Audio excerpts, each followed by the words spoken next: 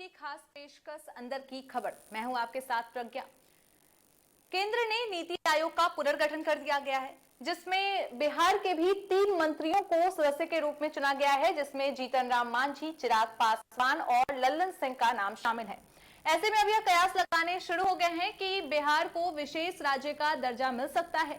ये तीनों नेता केंद्र के सामने बिहार को विशेष राज्य का दर्जा दिलाने की मांग कर सकते हैं। इसी बात पर बात करने के लिए हमारे साथ हमारे स्टूडियो में मौजूद है senior report journalist Chandan Jha sir. Sir, आपको क्या लगता है कि जब बिहार के 3 नेताओं को सदस्य के रूप में नीति आयोग में चुना गया है, तो क्या बिहार को विशेष राज्य का दर्जा मिलना संभव हो पाएगा? देखो प्रज्ञा, ये इतना आसान नहीं है, क्योंकि प्रधानमंत्री मोदी ने बहुत सही विचार चली है। वैसे लोगों को मेंबर बनाया है जिनकी नीतीश से कभी न कभी 36 का आंकड़ा हुआ करता था। आज अब है कि नहीं है ये बात तो हम नहीं जानते हैं, लेकिन लोग एनडीए में हैं। याद होगा 2020 के चुनाव, विधानसभा चुनाव में चिराग पासवान ने, नीतीश कुमार ने जहाँ जहाँ अपना कैंडिडेट उतारा था, उसके खिलाफ एलजेपी ने अपना उतारा था, जिस कारण से नीतीश कुमार 78 या 73 से 43 पे आ गए थे। इसका चोट अभी तक नीतीश कुमार दंश अभी तक झेल रहे हैं। ठीक है, एनडीए में फिर बाद में वो साथ आ गए हैं, अभी वो साथ वहाँ केंद्र में कैबिनेट में मंत्री भी हैं। और हमको नहीं लगता है जो नीतीश कुमार की बात को चिराग पासवान नीति आयोग में रख पाएंगे, क्योंकि अगर रखेंगे भी तो कहें तो घुमा फिरा कर रखेंगे, ताकि वो ये नहीं चाहेंगे जो नीतीश कुमार का जो वादा है बिहार की जनता को, वो नीतीश कुमार के माध्यम से पूरा हो। वो चिराग के माध्यम से पूरा होगा तो वो चिराग को फायदा होगा, जीतन राम मांझी के माध्यम से फायदा होगा जनता को, तो उनकी राजनीति आगे बढ़ेगी। तो वैसी स्थिति में चिराग पासवान कितना सफल होंगे बिहार सरकार की बातों को, नीतीश कुमार की बातों को वहां तक पहुंचाने में, ये आगे आने वाला समय बताएगा। और दूसरा नाम जीतन राम मांझी। जीतन राम मांझी जब लोकसभा चुनाव में हार हुई थी जेडीयू की, तो जीतन राम मांझी को उन्होंने बिहार का सीएम बनाया था। नैतिक पद से, नैतिकता के आधार पर उन्होंने इस्तीफा भी दिया था, जीतन राम मांझी को सीएम बनाया था। मात्र 9 महीने में ही नीतीश कुमार ने जीतन राम मांझी की सरकार को से हटा दिया, फिर वो खुद सीएम बन गए। तो इसका भी जीतन राम मांझी को कहीं ना कहीं दंश वो झेल रहे हैं कि वो बिहार की सरकार को मात्र 9 महीने ही चला सके। ठीक है, आज वो भी एनडीए में है, और एक तरह से कहें जो जीतन राम मांझी भी नहीं चाहेंगे जो नीतीश कुमार की बात आराम से सीधे तौर पर नीति आयोग में पहुंच जाए। अब तीसरे मंत्री हैं लल्लन सिंह। लल्लन सिंह भी एक बार जेडीयू छोड़ के 1 साल के लिए बाहर गए थे। लल्लन सिंह भी नाराज थे, क्योंकि पिछली केंद्रीय कैबिनेट में आरसीपी सिंह बन गए थे केंद्र में मंत्री, और लल्लन सिंह का है जो अपना कुर्ता बंडी भी सिला के रखा रह गया, उनका वो रखा रह गया, शायद इस बार यूज हो गया होगा, इस बार वो पहन लिए होंगे। तो कहीं ना कहीं लल्लन सिंह भी अंदर से नाराज दिखे, और जिस तरह से राष्ट्रीय अध्यक्ष पद से लल्लन सिंह को हटाया गया, और मतलब उस समय तो हम लोग को ये कहा गया था, हम लोग के पास ये जानकारी थी जो ये लालू के संपर्क में हैं, और लालू के साथ मिलकर, तेजस्वी के साथ मिलकर नीतीश कुमार की सरकार को अपदस्थ करने में लगे हुए थे। इसकी जानकारी शायद नीतीश कुमार को मिल गई। उन्होंने आनंद फानंद में दिल्ली में राष्ट्रीय कार्यकारिणी की बैठक बुलाई, और एक तरह से कहें जो वहाँ पर राष्ट्रीय अध्यक्ष पद से इनको हटा करके नीतीश कुमार खुद राष्ट्रीय अध्यक्ष पद पे आसीन हो गए। और लल्लन सिंह बाद में बाकी मीडिया में बयान देते हैं जो वो मुंगेर से उनको चुनाव लड़ना है, और मुंगेर की जनता को वो समय नहीं दे पा रहे हैं, इसीलिए वो राष्ट्रीय अध्यक्ष पद से हटे हैं, और ताकि वहाँ जनता के बीच में जा सकें। और एक बात है जो नीतीश कुमार की चिर परिचित मांग है, अभी याद होगा जो 9 तारीख को एक दिल्ली में मीटिंग हुई थी राष्ट्रीय कार्यकारिणी की, उसमें जेडीयू ने प्रस्ताव पास किया था, जिसमें प्रस्ताव में था जो विशेष राज्य का दर्जा, स्पेशल पैकेज, जो हाई कोर्ट ने 75% से घटाकर 60% आरक्षण किया, उसको 9वीं अनुसूची में शामिल करना। तो नीतीश कुमार की मांग हमेशा रहे। फिर उसके बाद बिहार आने के बाद बिहार के अशोक चौधरी, विजय चौधरी, जमा खान सरीखे नेता भी विशेष राज्य की दर्जा की मांग कर रहे हैं, और कहीं ना कहीं नीतीश कुमार के लिए बहुत प्रेस्टीज का इशू है, और प्रधानमंत्री मोदी किसी को देने नहीं जा रहे हैं, क्योंकि उस लाइन में कई लोग खड़े हैं, नीतीश कुमार अकेले नहीं हैं। विशेष दर्जा की मांग में चंद्रबाबू नायडू भी हैं, और भी कई राज्य हैं, तो एक को देंगे तो दूसरा फिर नाराज हो जाएगा, और इसी दोनों की बैसाखी पर केंद्र की सरकार चल रही है, तो इसीलिए दोनों को बीच में लेकर कहीं मतलब डवाडोल न हो, इस कारण से नीतीश कुमार अभी ये मांग हमको लगता है जो 2025 के विधानसभा चुनाव तक तो पूरा होने नहीं जा रहा है। तो आपने जो कहा कि चंद्रबाबू नायडू और नीतीश कुमार की वजह से इस बार सरकार बनी है, तो ऐसा हो सकता है कि केंद्र सरकार की ओर से दोनों को कुछ विशेष राज्य का दर्जा तो नहीं पर विशेष पैकेज दे दिया जाए ताकि दोनों अपनी अपनी संतुष्ट रहें अपने राज्य को लेकर। हाँ, ये तुम्हारा कहना बिल्कुल सही है, क्योंकि जब जब मांग रहे हैं लोग तो कुछ तो मिलना चाहिए, और उन्हीं के सहयोग से सरकार भी चल रही है। प्रधानमंत्री नरेंद्र मोदी को 5 साल पूरा करना है, क्योंकि जो उन्होंने खोया है पिछले चुनाव में उसको वापस भी लौटाने के लिए तो इन लोगों को साथ रखना है। वैसी स्थिति में अमित शाह जो हैं वो इसके मास्टर हैं तोड़फोड़ के। महाराष्ट्र में भी उन्होंने तोड़फोड़ किया, सरकार अपनी बना ली। गोवा में भी तोड़फोड़ किया, बना ली। कोई भारी बात नहीं, बिहार में भी तोड़फोड़ कर लें और अपनी सरकार को बचा लें। तो वैसी स्थिति में देखना ये होगा, क्योंकि और वैसे भी नीतीश कुमार 9 बार शपथ ले चुके हैं मुख्यमंत्री का अपने लाइफ में, मतलब वर्ल्ड रिकॉर्ड बना लिए हैं, गिनीज बुक में नाम आ गया है। कोई भारी बात नहीं, विधानसभा चुनाव से पहले वो 10वीं बार, और वो भी डिसाइड होगा। जिस तरह से रुपौली उपचुनाव हारी जेडीयू और आरजेडी, अभी 4 जगहों पर और विधानसभा चुनाव होना है। उस 4 का परिणाम तय कर देगा जो नीतीश कुमार किसके साथ चुनाव लड़ेंगे 2025 का विधानसभा। ये 4 विधानसभा का उपचुनाव तय कर देगा जो नीतीश कुमार एनडीए में रहेंगे या नहीं रहेंगे। हालांकि जैसा आपने कहा कि नीतीश कुमार फिर से महागठबंधन में जा सकते हैं, एनडीए में नहीं रहेंगे, लेकिन पिछले कुछ समय पहले ही नीतीश कुमार ने सबके सामने ऐलान किया है कि अब चाहे कुछ भी हो जाए वो बीजेपी को छोड़कर किसी और पार्टी के साथ नहीं जाने वाले हैं। इस पर उन्होंने 100% अपना दावा दिया है। तो नीतीश कुमार हमको लगता है जो इस तरह की बातें 3 बार इससे पहले भी बोला है, कुछ भी हो जाएगा हम उसके बीजेपी के साथ नहीं जाएंगे। और उसी तरह अमित शाह भी वाल्मीकि नगर या बेतिया में एक रैली में आए थे, उन्होंने कहा जो कभी जिंदगी में नीतीश कुमार को वापस नहीं लेंगे। राजनीति में कब कौन किसका दोस्त हो जाता है, दुश्मन हो जाता है, पता नहीं चलता। यही नीतीश कुमार लालू यादव के खिलाफ कैंपेन चला करके 2005 में सरकार में आए थे, जंगल राज कह के। जो लालू प्रसाद यादव का जंगल राज है, भ्रष्टाचार का बोलबाला है, और सही में लोग उस समय त्रस्त थे लालू राज से, और सही में वो त्रस्त होने के बाद नीतीश कुमार आए। नीतीश कुमार ने उसको सही ढंग से चलाया। पहला 5 साल तो लॉ एंड ऑर्डर पे कंट्रोल कर लिया, और कंट्रोल करने के बाद कहें जो नीतीश कुमार की यूएसपी है गुड गवर्नेंस, मतलब लॉ एंड ऑर्डर को कंट्रोल करना, वो जाने जाते हैं। और वही नीतीश कुमार फिर लालू के साथ मंच साझा करते हैं, जिसके खिलाफ आपने चुनाव लड़कर वो सत्ता पाई, और उसी के साथ फिर आप सत्ता में चले गए। तो ये इससे बड़ा उदाहरण नहीं कुछ हो सकता है। जिस तरह से नीतीश कुमार काम किए, ये एक अपने आप में कहें जो सोचने के लिए दर्शकों को मजबूर कर दिया था, जनता को मजबूर कर दिया था। जिसके खिलाफ नीतीश कुमार लड़े उसी के गोद में जाके बैठ गए। तो इसको लेकर के राजनीति में यही चिराग पासवान नीतीश कुमार के खिलाफ काम की 2020 में, मतलब कहें जो उस दौरान चिराग पासवान समय मांगते रह गए, नीतीश कुमार ने समय नहीं दिया। इसी गुस्से में चिराग पासवान ने सभी सीटों पर कैंडिडेट उतार दिया। आज वही चिराग पासवान नीतीश के साथ हैं, अब वही नीति आयोग के अध्यक्ष बन रहे हैं। अब फिर नीतीश कुमार को अर्जी देनी होगी चिराग के पास, हमारा बंटवारा रखिएगा विशेष पैकेज वाला। जितना माझी को ही बुला के कहेंगे अरे गया के ना है आप, मगही क्षेत्र, हम तो बगल नालंदा के हैं, हमारा बंटवारा रखिएगा।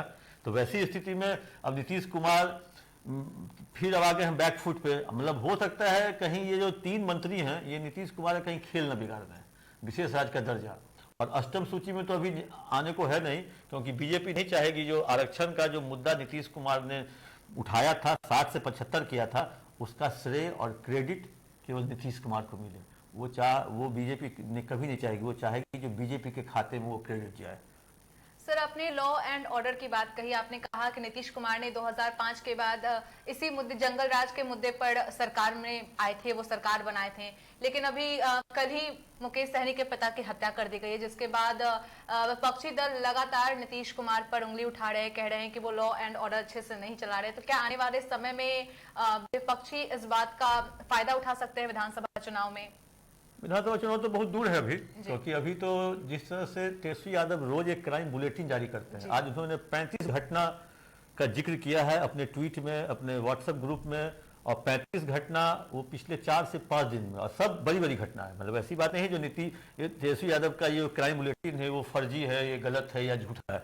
ये सारी घटनाएं हुई हैं, और ये सारी घटनाएं हुई हैं। और मेरी जानकारी में हम दर्शकों को ये बता दें, शायद कल नीतीश कुमार मुख्यमंत्री पटेल भवन जाएंगे, बिहार के डीजीपी और जितने बड़े अधिकारी हैं उसके साथ एक रिव्यू मीटिंग करेंगे, जो आखिर अपराध क्यों बढ़ रहा है, आप लोग क्यों नहीं देख पा रहे हैं।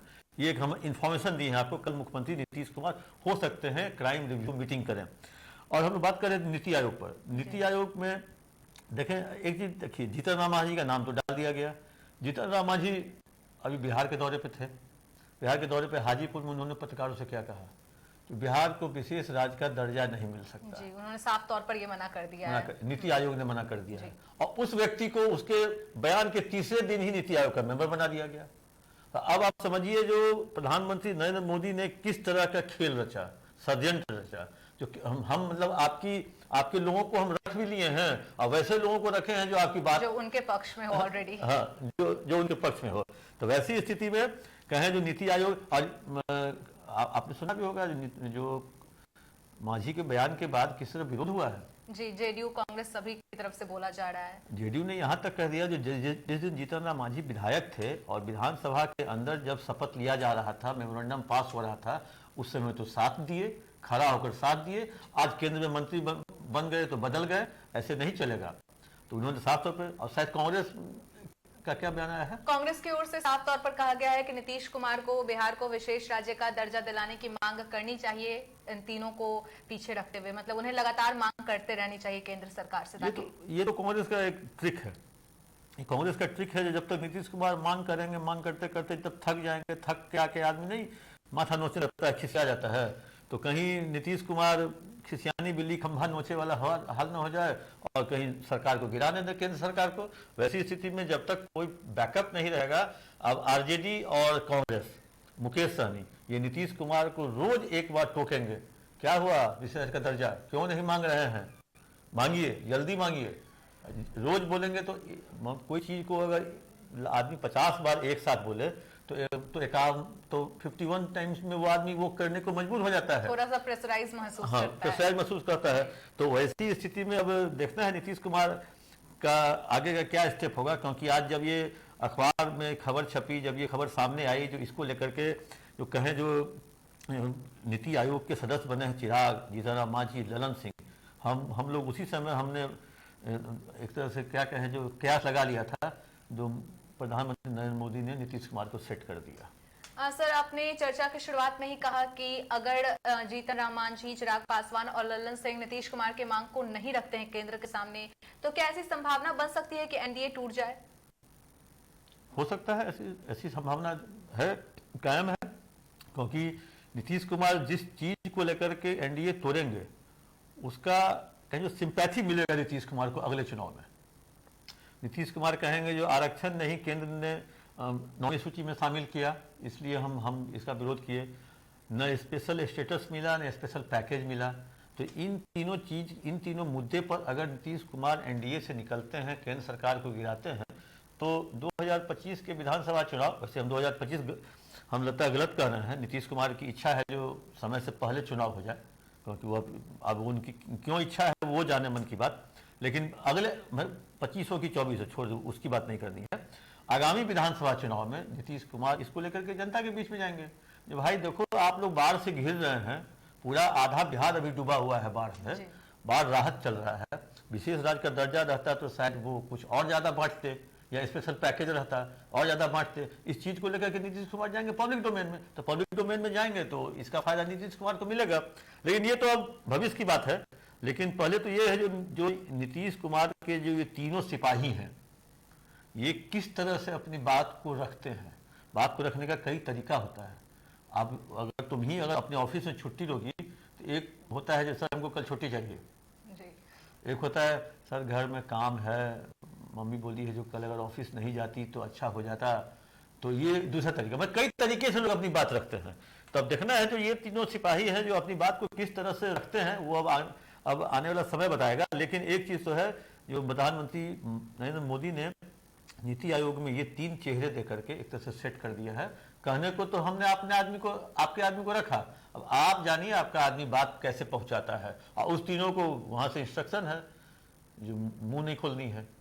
ये लोग लगता है राजनीति के भी, मतलब ये लगता हो सकता है इस पर बदला ले लें, क्योंकि नीतीश कुमार तो अपने बोलते हैं ना हम किसी को बचाते हैं ना किसी को फंसाते हैं, लेकिन छोड़ते भी नहीं नीतीश कुमार, ये भी चीज है। क्योंकि उनके साथ जो आज तक राजनीति में दगा किया वो आगे नहीं बढ़ा। वो अपने बोले हैं, बीमा भारती के चुनाव प्रचार में गए थे, जो जो हमको छोड़ा हम वो बर्बाद हो गया। उसको ये नहीं बोले जो हमने बर्बाद किया, बस वो बर्बाद हो वो बर्बाद हो गया। वैसी स्थिति में हम देखते हैं नीति आयोग कहाँ तक क्या काम करती है। नीति आयोग बनने अभी तो बनी है, अभी उसकी कई बैठकें होंगी। निर्मला सीतारमन है, क्योंकि ये नीति आयोग में केंद्रीय वित्त मंत्री का रहना जरूरी होता है, क्योंकि ये पैसा का मामला है। स्टेट को पैसा कितना जाएगा, कितना फंडिंग होगा। नीतीश कुमार की एक और डिमांड है, जो अभी तक जो केंद्र की जो योजना है उसमें 60% केंद्र सरकार राज्य सरकार देता है, 40% वो पैसा केंद्र से आती है। अब नीतीश कुमार की डिमांड है 90-10 किया जाए, 90 केंद्र दे 10 राज्य दे, क्योंकि बहुत सारी योजनाएं केंद्र की यहाँ चलती हैं और यही नहीं चलती, बहुत सारे स्टेट में चलती है। तो ऐसी स्थिति में देखते हैं नीतीश कुमार इतनी लंबी लिस्ट लेकर के मांग की गए हैं, जो उसमें से अब प्रधानमंत्री मोदी को अपना लगता है चश्मा का लेंस बदलना पड़ेगा उसको पढ़ने के लिए। और उसके बाद हमको लगता है जो क्या पता वो मांग पूरी होगी नहीं होगी, चीज परिचित तो कई सारी इनके हैं। अब देखते हैं नीति आयोग में सही चेहरा गया है कि सेट किया गया है। आपने कहा कि अगर तीनों जो भी सदस्य चुने गए हैं बिहार से, अगर वो मांग नहीं रखते हैं केंद्र के सामने सही तरीके से, तो नीतीश कुमार तो खुद में राजनीतिक विशेषज्ञ माने जाते हैं, उन्होंने राजनीति में कई साल बिताए हैं, तो क्या उन्होंने अपनी तरफ से कोई तैयारी की होगी इस परिस्थिति से जूझने के लिए? उनकी तैयारी यही होगी जो उस नीति आयोग में अपने जासूस छोड़ दिए होंगे, और जासूस को ये कहा गया होगा कि ये तीनों क्या बोलेंगे और ये तीनों क्या कहेंगे, ये तीनों कैसे बोलेंगे, हम तक खबर पहुंचा देना। और तो कोई जानकारी नहीं होगी। जब उनको किसी माध्यम से जानकारी होगी तभी ना। वैसे नीति आयोग की बैठ के क्या प्रेस रिलीज जारी होता है, लेकिन प्रेस रिलीज होता है सरकारी तौर पे जारी। अब मुख्यमंत्री की खबरें वहाँ के IPRD तैयार करती है, यहाँ के 4 लेयर पे चेक होता है, जो कहीं कुछ आपत्तिजनक तो नहीं है, कहीं कुछ गलत तो नहीं है, सरकार के पक्ष में सब कुछ है ना। पहले वो जो टाइप करता है, फिर उसके ऊपर सेक्रेटरी देखता है, फिर उसके ऊपर प्रिंसिपल सेक्रेटरी देखता है, फिर उसके बाद मुख्यमंत्री के सचिव देखते हैं। जब वहाँ से पेंसिल से टिक होता है, ओके, पेन से नहीं काम होता है सीएम हाउस में, सब काम पेंसिल से, और जब वह पेंसिल से टिक हो जाता है तब वो हम लोग को आता है प्रेस रिलीज। तो वैसी स्थिति में अब देखना यह है जो अब इन किस तरह की बात चिराग करते हैं और किस तरह की बात नीतीश कुमार तक पहुँचती है। और एक चीज़ तो आपने देखा ही होगा, तो जीतन राम मांझी का परसों का बयान और आज उनका नीति आयोग में मेंबरशिप, तो अब इससे अंदाजा लगा लीजिए जो प्रधानमंत्री मोदी ने कैसे लोगों को दिया है बिहार को विशेष राज्य का दर्जा के रूप में चुनने के लिए। और नीतीश कुमार भी अब सोचने को मजबूर हो गए होंगे, क्योंकि यही जीतन राम मांझी के बयान पे JDU के प्रवक्ता नीरज कुमार जो प्रमुख प्रवक्ता है, उन्होंने बहुत कड़े शब्द में इसका निंदा की थी। तो अब तो वही देखना होगा नीति आयोग क्या बिहार के राजनीति के लिए कहे, जो एक बहुत अब अगले कुछ दिनों तक अभी मुकेश सहनी के पिता की खबर और नीति आयोग की खबर लगातार ट्रोल करेगी, चर्चाएं गर्म होती रहेंगी। और कल मुख्यमंत्री की लॉ एंड ऑर्डर पर बैठक, और अभी जिस तरह से क्राइम बुलेटिन तेजस्वी जारी करते हैं रोज, और उस पर चर्चा भी होगी। तो एक तरह से कहें जो अब बिहार की राजनीति अगले कुछ महीनों के लिए गर्म रहेगी। और नीति आयोग, केंद्र सरकार, विशेष राज्य का दर्जा, क्राइम, मुकेश सहनी के पिता की हत्या, तो ये सब मामले को लेकर के अभी कुछ दिनों तक चर्चा गर्म रहेगी और इसकी चर्चा हम लोग आपस में करते भी रहेंगे। धन्यवाद सर कि आप हमारे साथ जुड़े और इस अहम मुद्दे पर इतनी सारी जानकारी दी हमारे दर्शकों को। अभी के लिए इतना ही, देखते हैं आगे क्या होता है। राजनीतिक गलियारों में बिहार को विशेष राज्य का दर्जा मिलता है या नहीं, ये तो आगे देखने वाली बात होगी। फिलहाल के लिए इतना ही, धन्यवाद।